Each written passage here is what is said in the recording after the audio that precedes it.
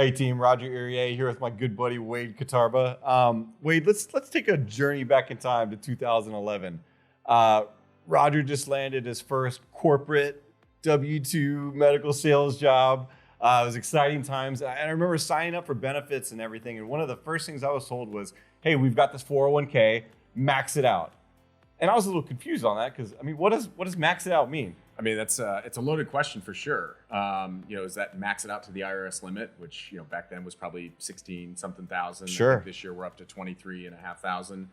Does it mean max it out to the max match that your company, if you're fortunate enough to have one, will give you? Yeah. It's definitely something that I was also taught, and it's definitely something I subscribe to. And Right. I think there's a lot of positives that came from that. For sure. Because really, the 401k, you could label it as the primary investment tool for W-2 sales guys. 100%. Right? I mean, and I think somebody said it best, you don't know what you don't know. And Right. so there are a lot of other things that you could potentially invest in. Sure. I think investing anything is a smart move. For sure. And so having that option and that easy button, as I think that you could call it, because it's something as simple as setting a target date fund, Right. set it, forget it.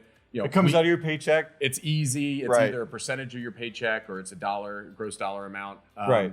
Obviously we subscribe to actively trading and kind of trying to have your money work for you. Sure.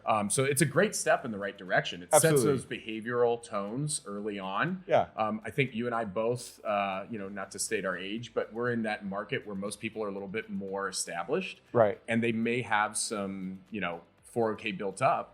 And there may be some that are outstanding that, like I had myself, that were able to roll into an IRA. Yeah.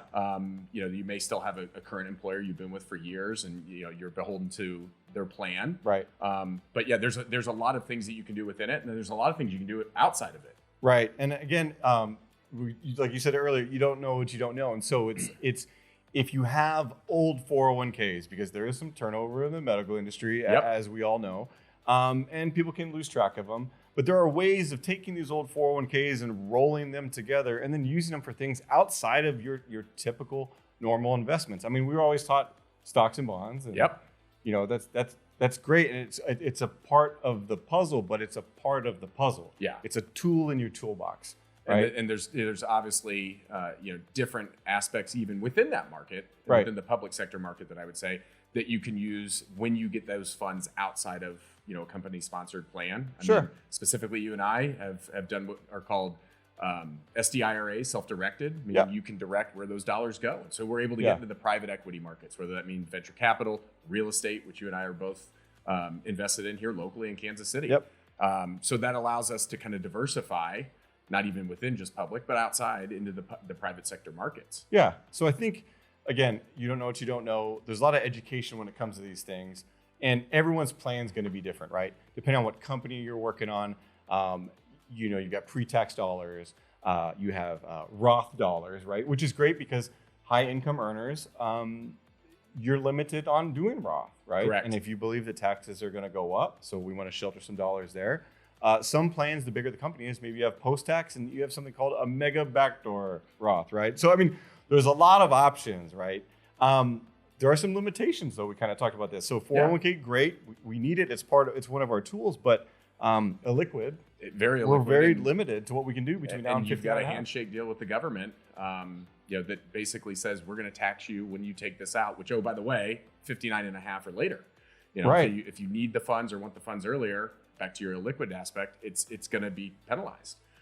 So, depending upon, again, your level of income, your personal situation, there's a lot of subjectivity into what I think is a good utility Right. when used within a kind of overall holistic approach to saving money for the future. And even level of income, right? Not to beat a dead horse, but if you're making several $100,000 a year, is $23,500 for the current thing. 24 next year. I mean, Is that enough? Because I don't know about you, but I mean, they say you're going to spend less money in retirement, but I'm planning on living it up, man. Right. Yeah. So for some, depending upon the level of spend that they do, which Sure. again, we all know some of those individuals who are high earners that incrementally get bonuses or get increase in base salary, sometimes for good or better, it gets spent. And if we can kind of figure out different utility or different vehicles, as we like to put it, to put those dollars in, maybe we can help them set themselves up for a more lavish retirement. Absolutely. Team, we get a lot of questions day in and day out about the 401k, either the current 401k or old existing 401ks and what we can do with them. And so, we're happy. Reach out. We'd love to give you a second opinion or get you some eyes on what you've got going on and come up with an intentional strategy to secure your financial future.